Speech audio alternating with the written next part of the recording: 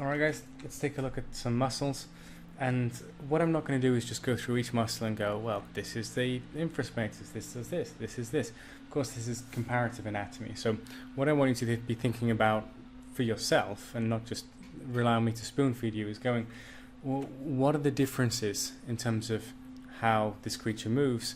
You know, and here we're comparing a horse to a human, but you know, it could be a horse to a crocodile, to a lizard, to a dog, to, you know, anything. There's even some comparisons if you go, you know, really extreme, and you go to like a sea creature or an insect that's followed a completely different evolutionary path. But as soon as you start thinking about things in these terms, in terms of the function of it, and not just like, oh, well, let me copy a horse now, you know, and then it starts to open up like a whole bunch more things. So that's what I want to focus on. So clearly we have a big difference here where we are holding ourselves upright, and we've looked at kind of the differences in the skeleton through there, and how that affects the length of the bones, the position of the bones.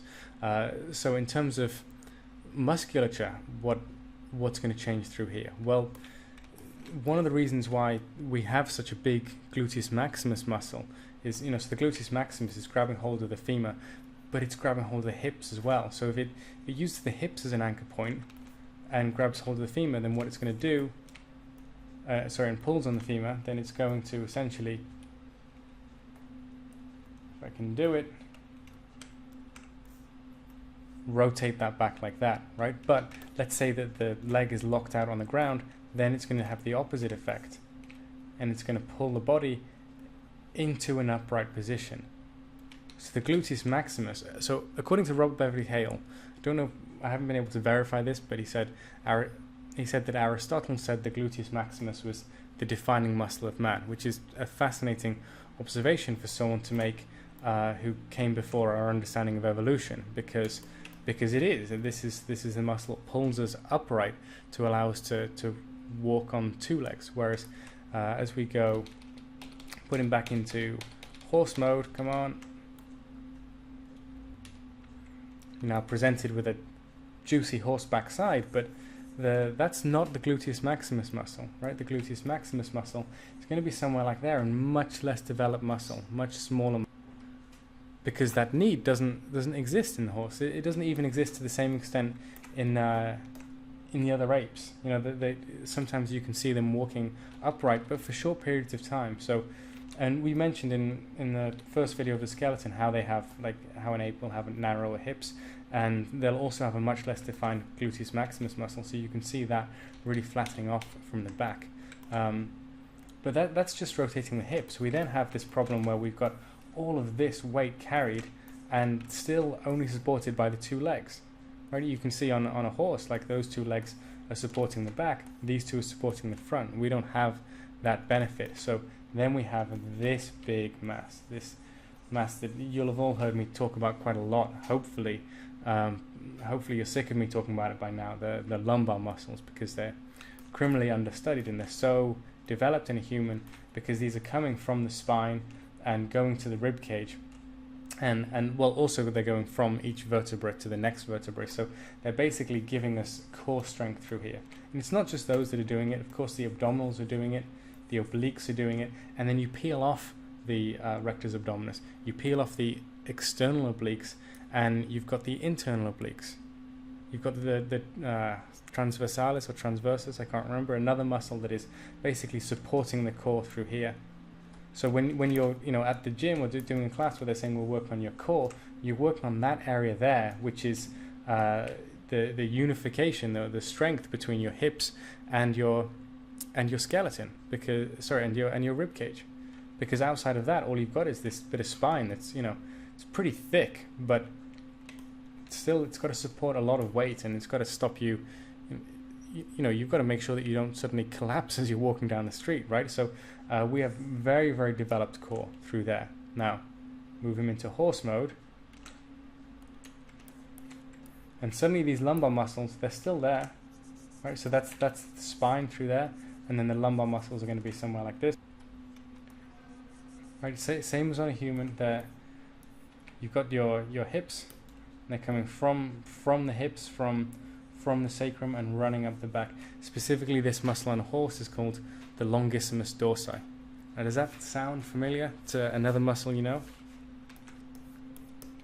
Yes, good answer. So, yeah, it sounds familiar to the Latissimus Dorsi, right? So, Longissimus Dorsi, the longest muscle of the back. Latissimus, the widest muscle of the back. But in this case, on a quadruped, both muscles relatively thin. I mean, the longissimus is not like a really, really small muscle, certainly not compared to, or a really, really thin muscle, certainly not as thin as the latissimus, but it's just not as developed as a human, because it doesn't need to be.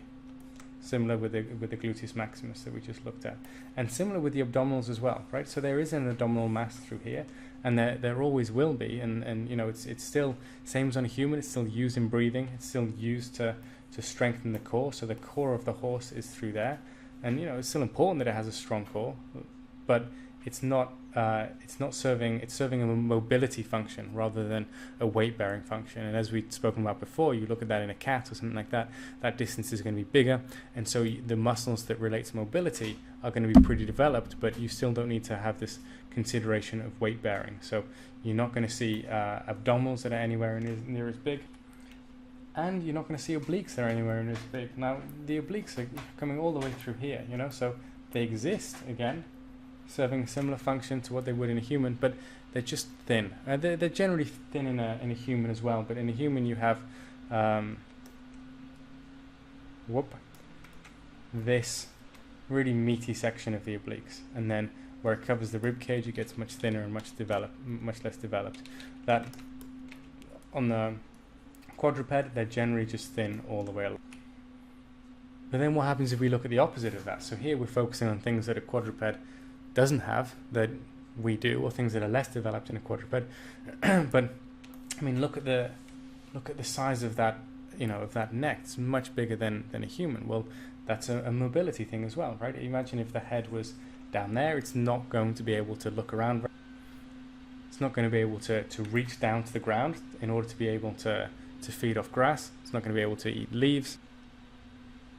And it doesn't have hands in order to bring the leaves to its mouth. And even if it did, it can't pronate or supinate, so it's just going to be in a world of hurt at that point. So, smarter option is to have length in the neck. Okay, well, so we've looked at the spine is coming somewhere like that. You know, the spine is not huge, or it's not like really, really wide, let's say. So then you need a whole bunch of muscles supporting that and giving it structure. Now, we've mentioned the masseter muscle previously, so that's through there. Well, that's massive compared to a human. Generally, on most quadrupeds, it's massive because they either need to spend a lot of time chewing, or they need to have a very, very strong bite. So either which way, that muscle is going to get very, very developed.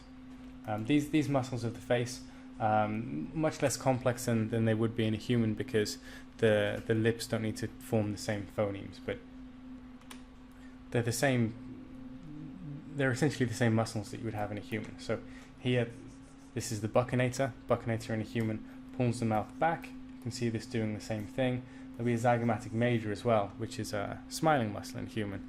I'm guessing horses don't smile or don't show that happiness emotion in the same way, but this will allow like upwards and backwards mobility to the lip. And then the levator labii. I'm going over these because, you know, we've just looked at them in the facial expression course. So that's the disgust muscle on a human. It's going to pull the lip, you know, pretty much straight up. In this case, it would pull it up and back.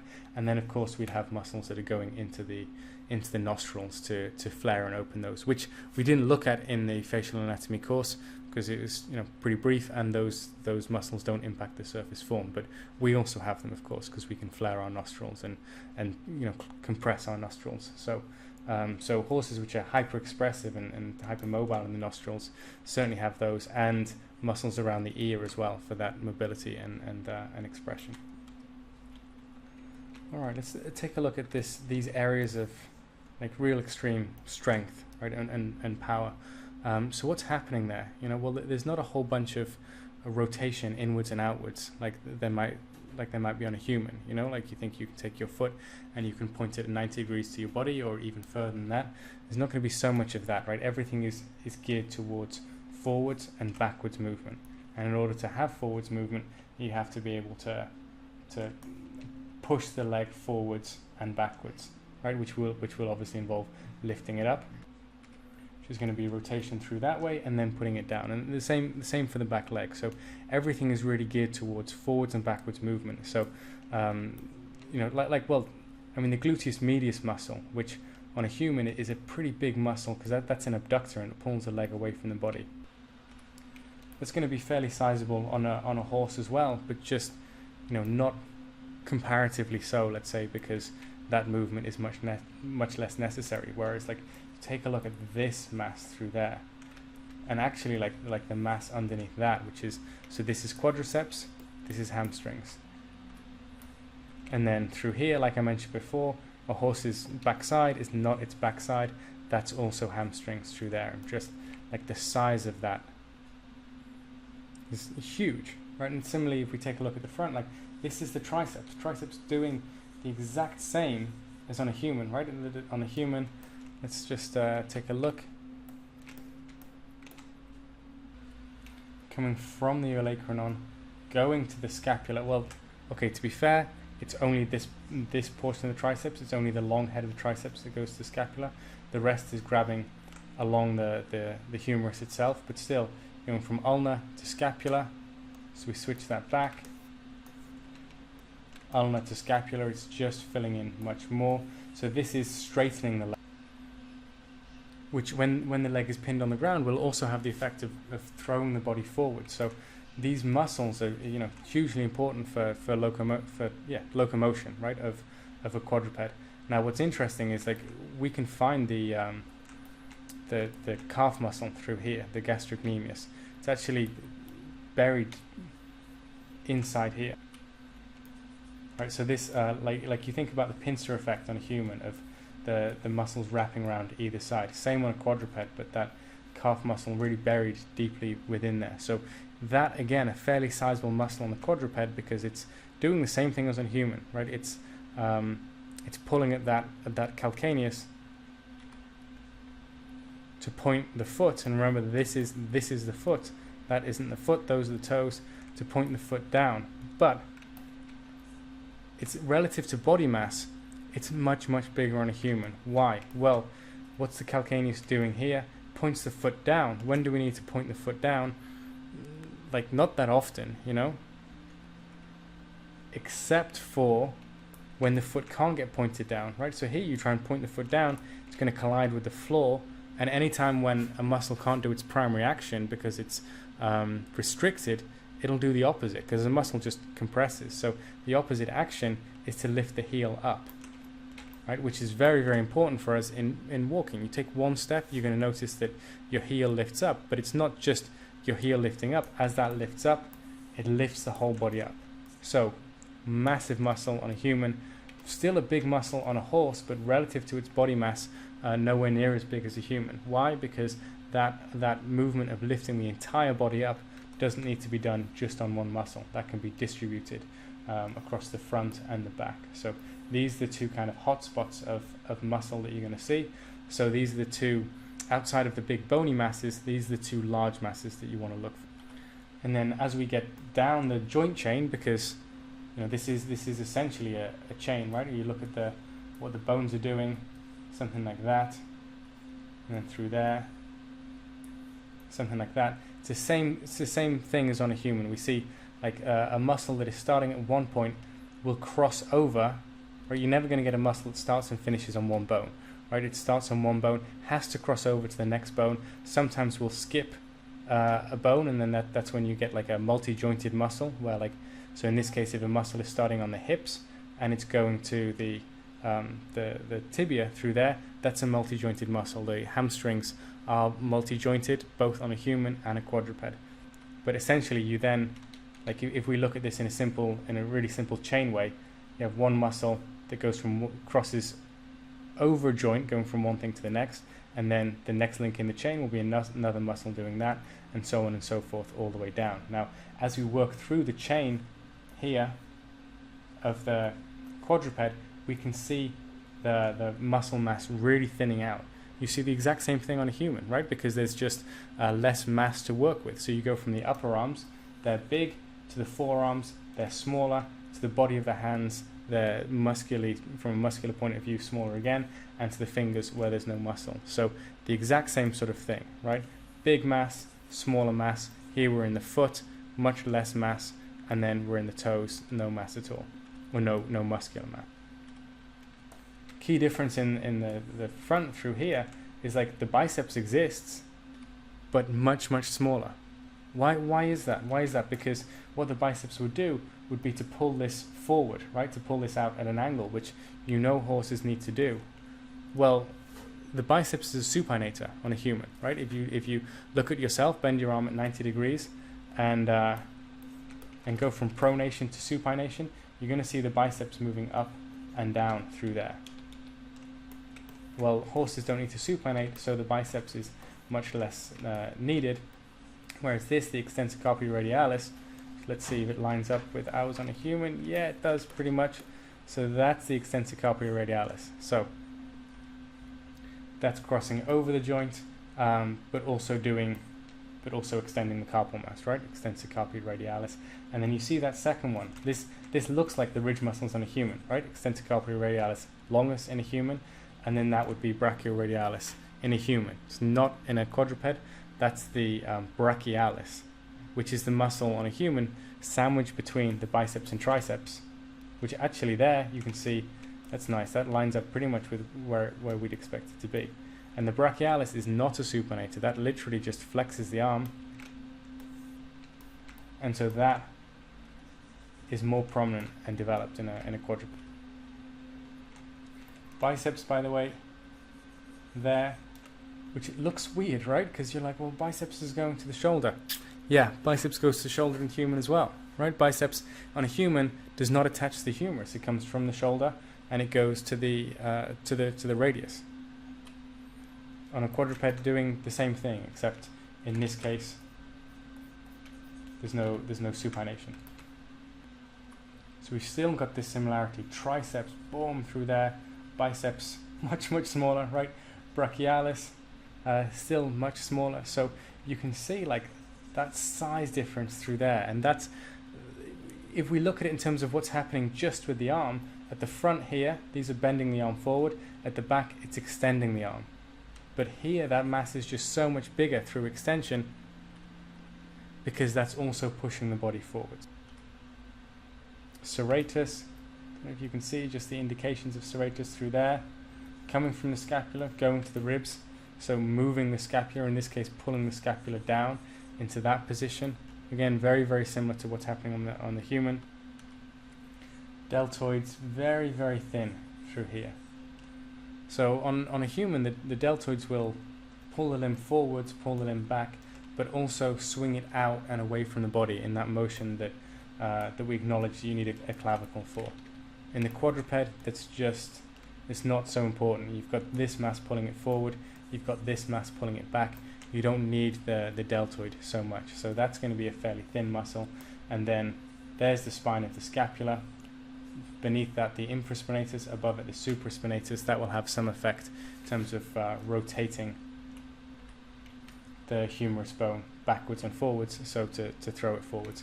The movement of the scapula, by the way, same as the human. Well, the movement, sorry, isn't the same, but the function of the scapula, the same as like a mobile platform of muscle. So as the scapula moves forward, that's going to give the arm more reach to move forwards, which is going to allow it to reach its limb out further, which is going to allow it to run fast. Well, you know, we're dealing with an introduction to comparative anatomy, so I don't want to go through every single muscle in detail, but what I want to finish on here is just which muscles to peel off, because on human anatomy, you've got to know that, right? You've got to peel the latissimus off. You've got to peel the trapezius off, and that applies to the quadruped as well. So the latissimus will exist. We're doing something like that. The same thing, right? Let's go to the human. Latissimus there, hugging the serratus muscles. So that's latissimus there, and it's the serratus that's creating this mass through there, right? And then that's going to be mostly ribs. That's going to be lumbar muscle. It's not the latissimus impacting the form. Trapezius having a little bit more impact on the form through there, but still a relatively thin muscle, more thin than most people give it credit for. So latissimus through there, wrapping over, hugging the serratus. It's the same idea, it's the same pattern, and it's grabbing hold of the humerus and help pulling the humerus back, same as it would on a human. Trapezius here, grabbing hold of the scapula, it's the same, coming up, grabbing hold of the neck, that's all the same. It's going to be doing something like that. So it gives us that same diamond shape, but you know, and I have seen in horses, you can see that line, that tension sometimes.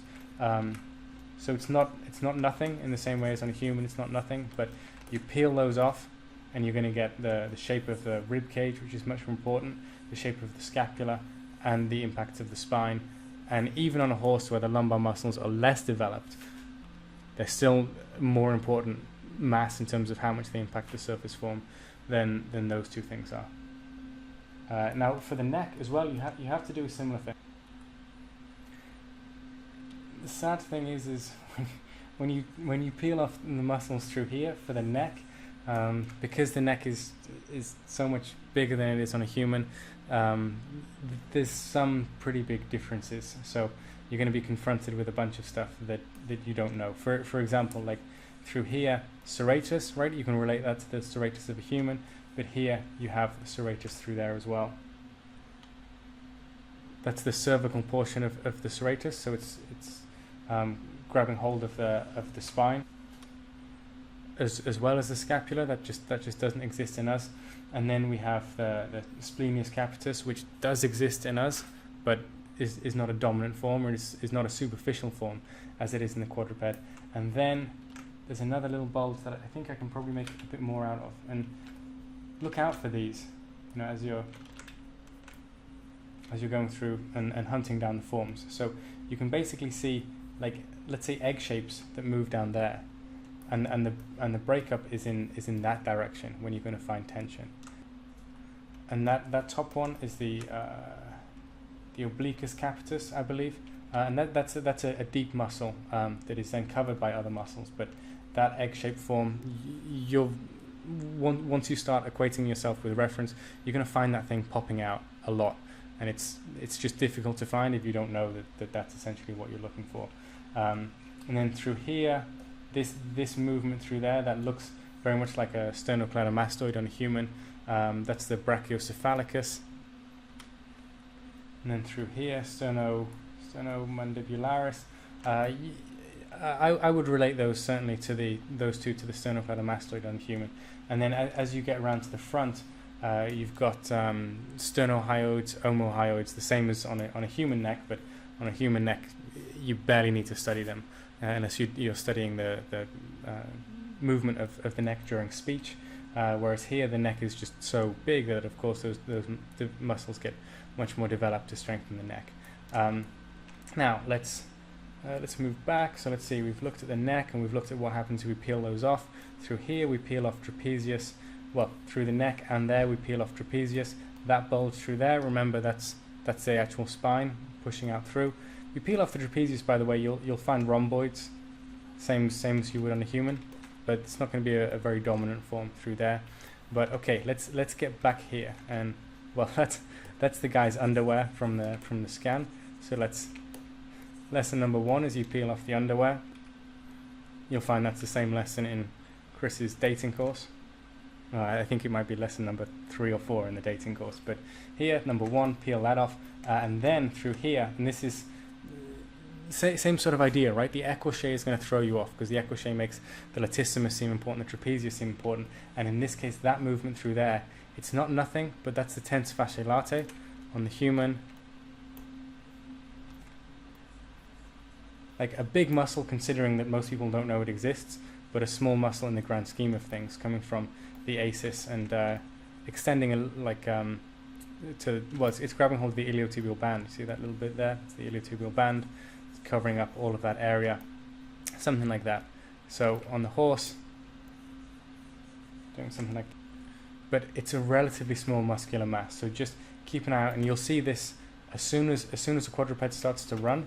You can peel that guy off essentially to see the big forms underneath, and this is predominantly the quadriceps through there, but we also have the gluteus medius and the gluteus maximus as well, or the gluteus superficialis. It's called different things in different resources, but it's that movement that's important, which incidentally is similar to the movement of the bones, right? So keep that in mind. Keep that boom, there to there, and then you can counter that, right? That gives you like brackets through there. So very, very important. Importantly, you learn to peel that off to see the forms underneath. And I think that's all the peeling that we'll be doing on this guy. Yeah, through here there's no need to peel forms because you can see the bone is right there. So, well, and that's 25 minutes, so that's a pretty long